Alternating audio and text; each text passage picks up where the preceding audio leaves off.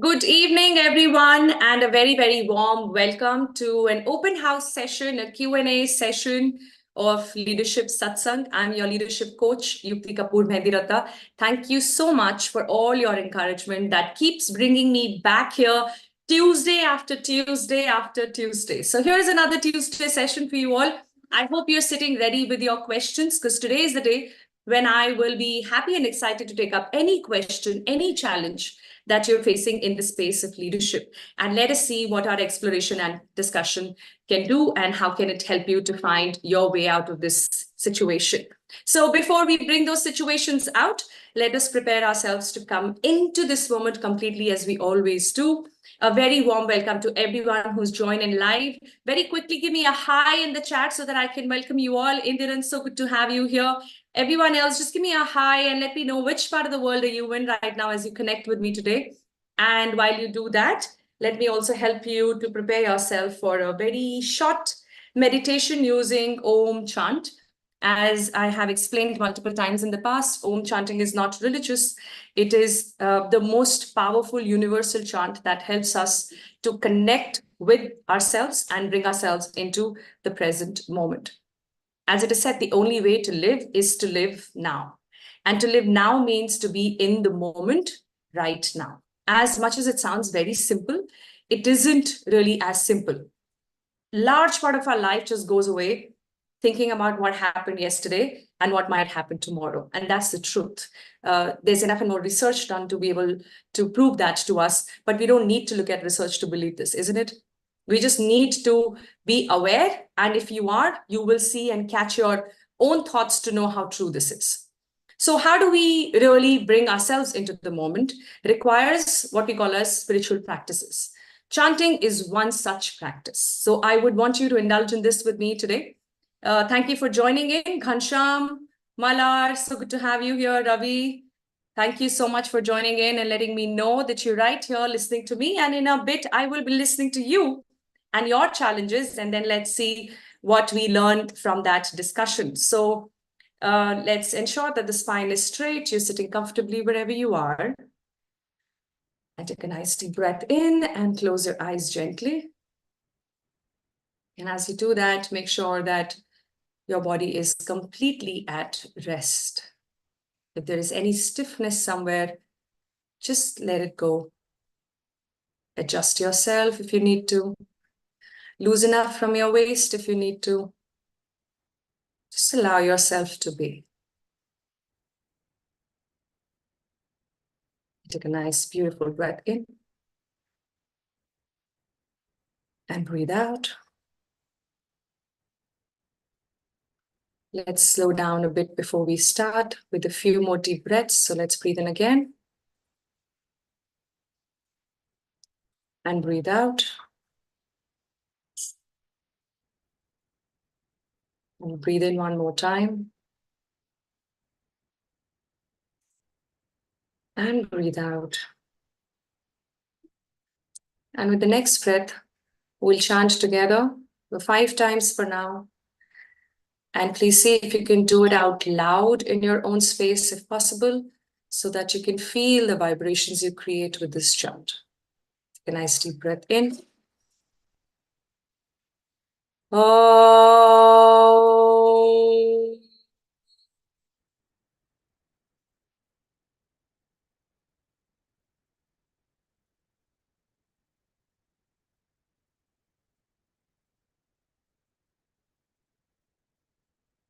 Om.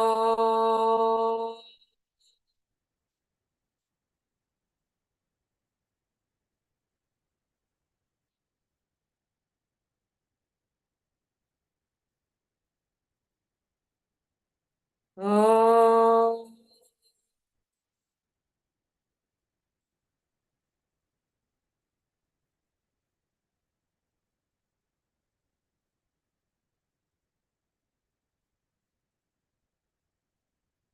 Om.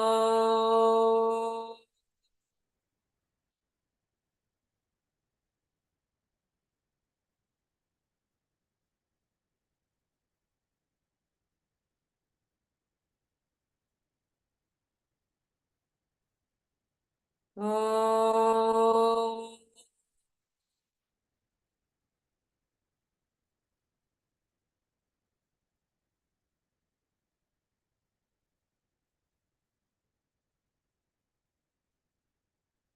Shanti. Shanti. Shanti.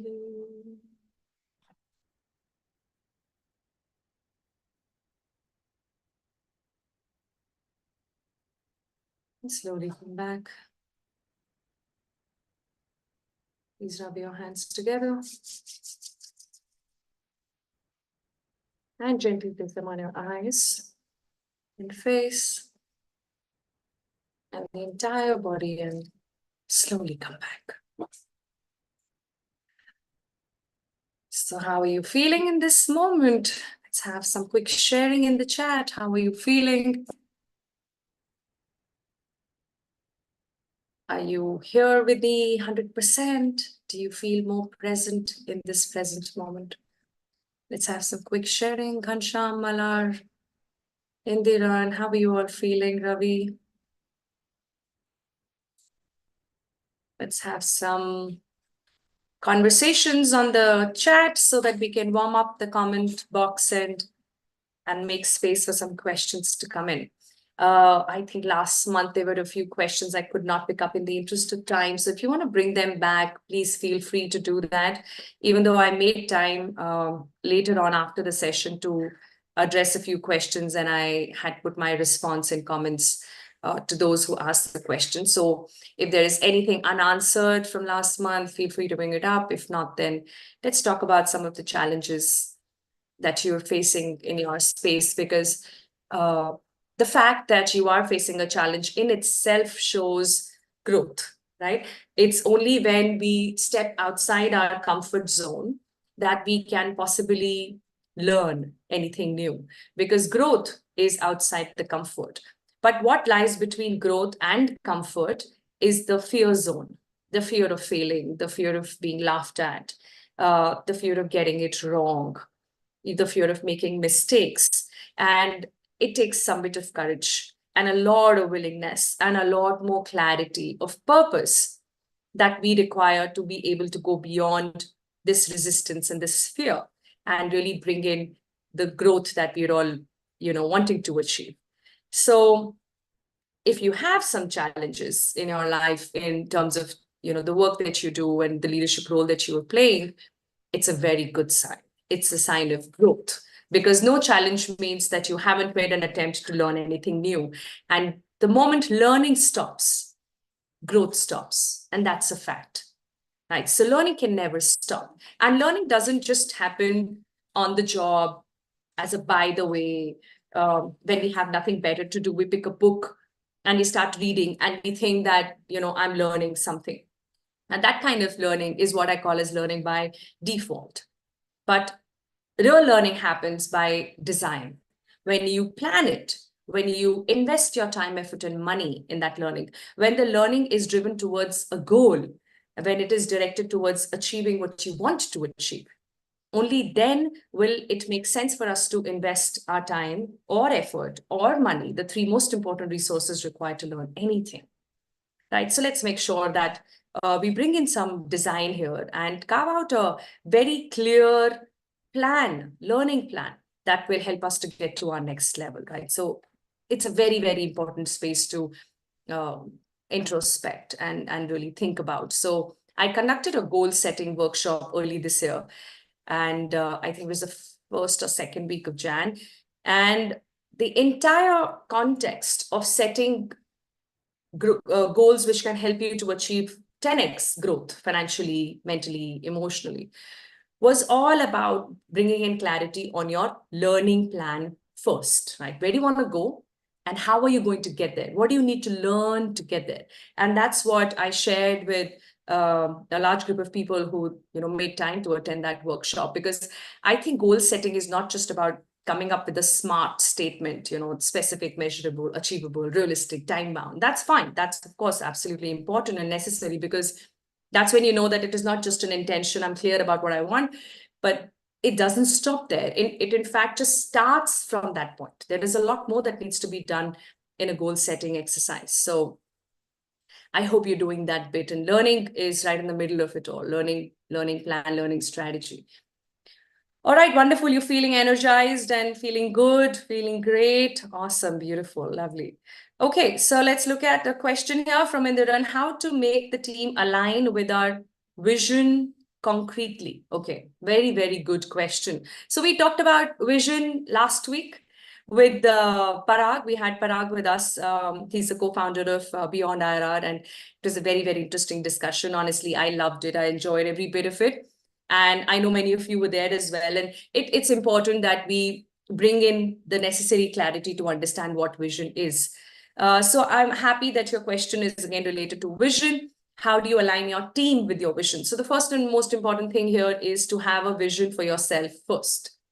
And looks like you do, because only then can you come to a point where you want to align your team with the vision. So let's understand that what we are aligning them with is a vision and not just a goal. A goal is what helps us to achieve the vision. When you're aligning them to the vision, it is not about putting out one statement on the wall.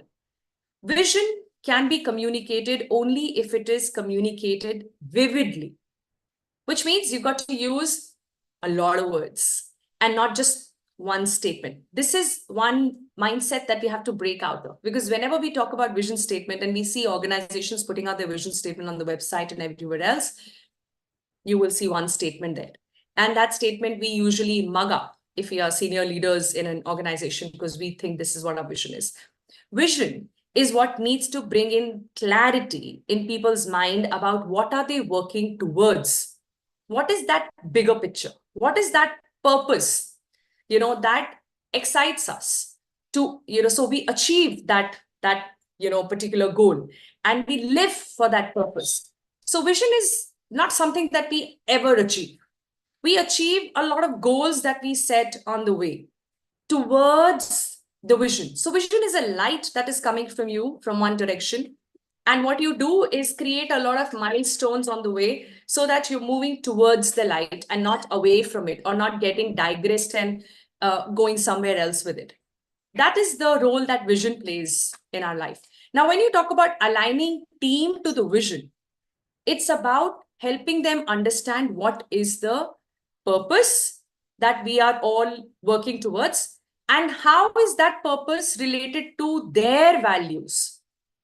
Listen to this, it's very, very important part of aligning the team to the vision. See, we all as individuals live by our own set of values. Values are never right or wrong. Values are always positive. Like, you have good values. Somebody values honesty, somebody else values love, somebody values respect, somebody else values service. So no one person's value is better than anyone else's, but they could be different, which means that I could be compromising with this value, but that value is a non-negotiable for me. And whatever is a non-negotiable is my value, and that could be different for different people. So before we get to aligning people with the vision, we need to get them together on the values. Values have to be a common set for an organization or a team. Now, of course, an organization is a group of 50 people, 100 people, 1,000, 10,000 people. And like I said, every individual has their own set of values.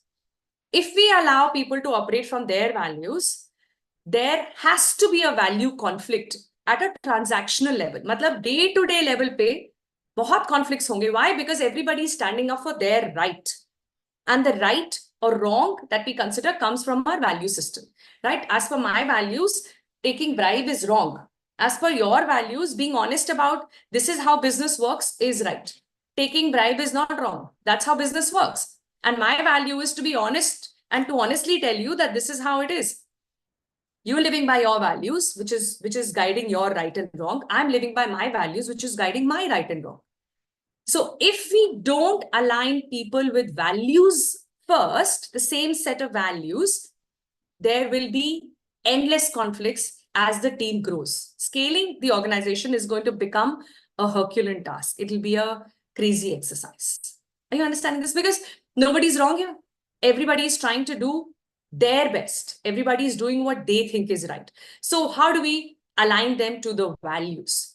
We need to have a very deep dive into what is the value system that we want to create in the organization, normally led by people right at the top of the pyramid. Assuming that exercise is done for your organization, Indira, and you have a certain set of values already spelled out in the organization, that, okay, we've got these 4 values, integrity, innovation, teamwork, and transparency. These are our 4 values.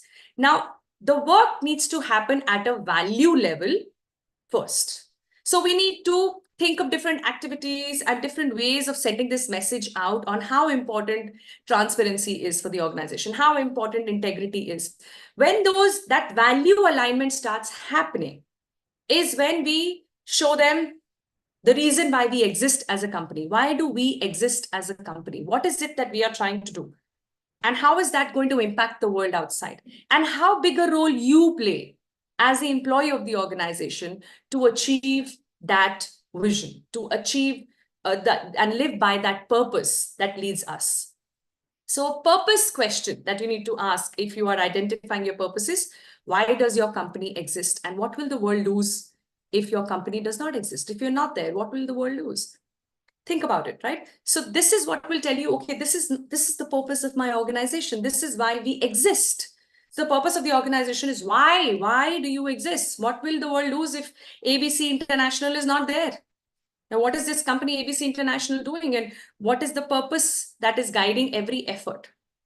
Now, with that said and that understood, you as a line manager or a leader in the system needs to tell people how important their specific role is to achieve that bigger picture, which helps us to live the purpose of the organization. Are you getting what I'm saying? Otherwise, it's going to be a very textbook exercise. And trust me, there's been an overdose of this entire vision mission for many, many years. It's not a recent phenomenon. It is only getting worse. Why? Because people are not getting into the essence of this entire concept of vision and mission. As I said, even in my discussion with Parag last week, that it's not as if organizations who are not led by a clear vision cannot make profits. There are many examples out there where organizations are very profitable, but they're not necessarily led by a vision. So why should a vision and a mission matter is because it just makes that good organization, which is creating and generating those profits, into a great organization, which is also creating impact at a higher level to a larger number of people. If you're an impact-driven organization, then you should be led by a clear vision. And that clarity percolates down to the team in such a manner that it is simply understood by everybody. There has to be a very simple interpretation to it, and only interpretation, single interpretation to it, right? Not multiple views, not multiple ways to understand. So in a simple way, this is what I do. And because of what I do in the organization, together we're able to achieve that which is the purpose of why we exist. But like I said before all of this, please spend some time on value alignment and then come to vision alignment. I hope this helped, Indira. Just let me know in the comments if my response is reaching out to you and if you're clear about what you need to do next. Yeah, if you're clear, then give me a CCC, crystal clear clarity on what I need to do next, right? So I'm waiting for your CCC to come up. And in the meantime, let's look at the next question. How to energize the mind and heart instantly. Sometimes we need to energize instantly. Yes, that's right. Which is what we call as a dopamine rush. And dopamine rush comes in various ways, right? There are multiple variants of dopamine rush. So the popular ones are to do something which is like physically energizing, like exercise or dancing or jumping on a trampoline. By the way, many organizations now have these corners where they put trampolines and people can go and jump on them. Tony Robbins is very famous for spending 10-15 minutes on the trampoline before he hits the stage, before every single show. He carries his trampoline wherever he goes, right? So that is just a way for you to instantly create dopamine, that rush, that adrenaline rush, and then go and, with high level of energy and then just kind of pass it on to the world around. So that's a low hanging, that's one way to do it. You can create some physical exercise or some physical activity to ensure that your energy levels are high, right? Exercise, dance, trampoline are a few ways to do that. Another way is to listen to music that connects with you, right? So music is also a way for us to meditate. It can be very meditative. Meditation is when you are in the flow. When you lose the sense of space and time, you're in a meditative state. And even with meditation or being in a meditative state releases dopamine. You will feel a higher level of energy when you come out of a meditation. Even though it is calming energy, you don't feel like jumping around. You're calm, but the energy level is higher. Right, so it helps you with centering and grounding, and that is what brings in clarity of thought. Right, so that could be another way for you to bring yourself into the present moment and elevate your energy level. The third way is to laugh. If you can create a situation around where people can just crack up a bit before they get into an important discussion or before a stage performance, if that is possible, that is another dopamine rush. And of course, the fourth one, which might not be instant, but definite way to inject some more dopamine within you is learning, new learning. But that might not be an instant dopamine rush. You could look at the first three options for, a little more spontaneous and quick time turnaround. It could be a physical exercise, it could be a meditation for 5 to 10 minutes, or it could be laughing out loud. And if you can create that situation, it is something that will definitely help you to feel very enthusiastic and high on energy. Okay, I hope I've been able to answer your question there. Thank you. Casey Jabri, your question. Indiran, look within. Okay, close your eyes, breathe. Chanting. Okay, thank you, Casey. You're attempting to answer the question. All right, Santosh, what kind of mindset is required to get opportunities in senior leadership positions? All right, good question there, Santosh. What kind of mindset is required to get opportunities in this senior leadership position? All right. So the two very commonly known types of mindset or categories of mindset, if I may call it, are the fixed and the growth mindset, right? People who believe that they have growth mindset at all times are not aware of the fact that none of us has a growth mindset or a fixed mindset at all times. So what is a fixed mindset? Fixed mindset says that intelligence is static. You are as intelligent as you are, and you're just going to be there. This is who you are, right? This is what you know, and that is what you don't know.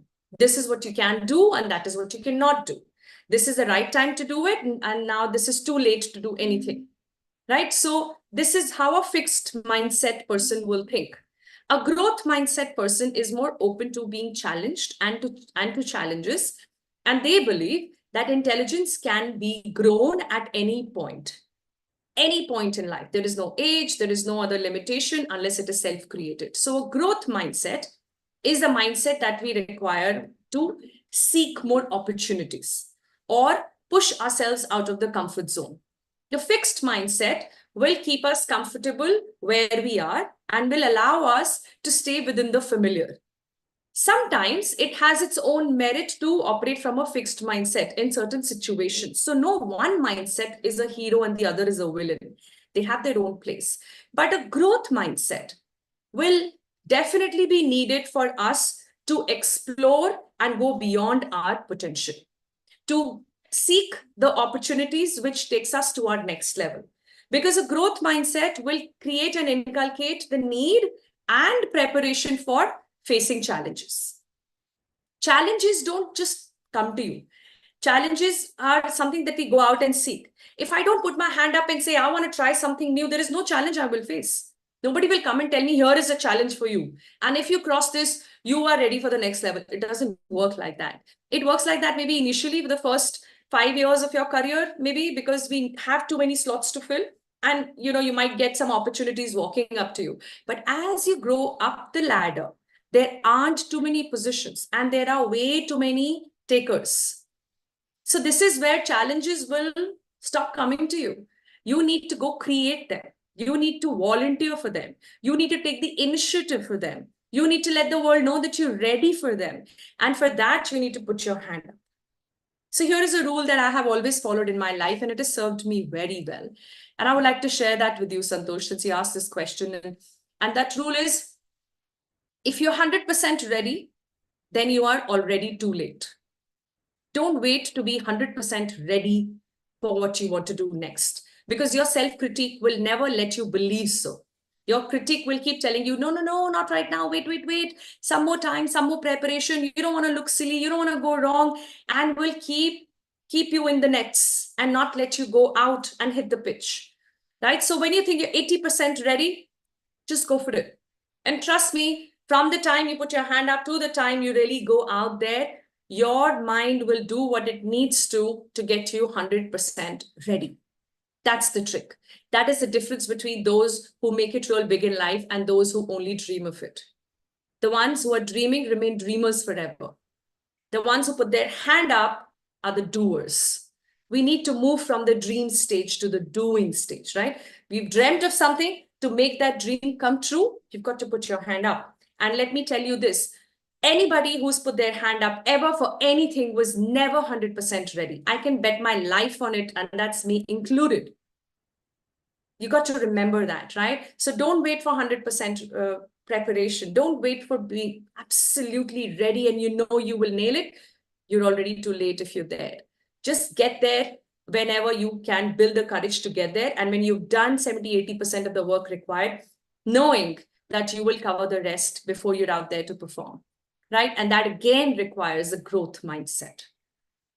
Okay, I hope I've been able to answer your question, Santosh. I think that was a very, very good question, and I'm sure it will serve many other people who are listening to the discussion right now. And of course, anyone out there wants to add more to it, feel free, please put your comments there and let us know what's your view on the question that Indiran and Santosh asked today.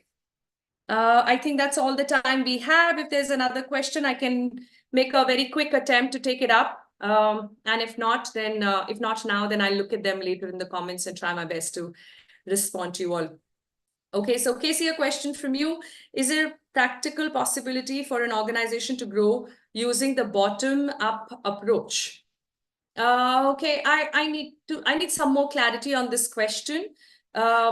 What do you mean by bottom-up approach? Practical possibility for an organization to grow using the bottom-up approach. So what do you mean by that? Because growth, when you say possibility of an organization to grow, growth is, how is the growth decided or planned? Growth is always a function of a strategy. So you want to grow, and growth looks this to you. Growth can look X to you, it can look Y to me. And we both can be in the same business. But for me, growth means bottom line. For you, growth means top line. For me, growth means quality. For you, growth means innovation. For me, growth means the biggest in the industry. For you, growth means the biggest in the world. You understand? So first of all, the definition of growth is very relative. It means different things to different people. Now, having said that, if an organization is a group of 500 people, and if you look at a corporate pyramid, which is pretty much a pyramid everywhere in every industry for a very good reason, you will see that it is bottom heavy.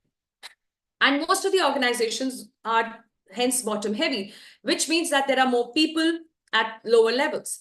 And if you are going to decide upon a strategy, it cannot be left to people who are at the junior level in an organization for multiple reasons. Number one, there are too many to come to consensus with. Number two, they don't have the right ability and capability. And that is why we pay more to people right at the top of the pyramid so that they bring their strategic bent, which requires education, exposure, and experience. All three.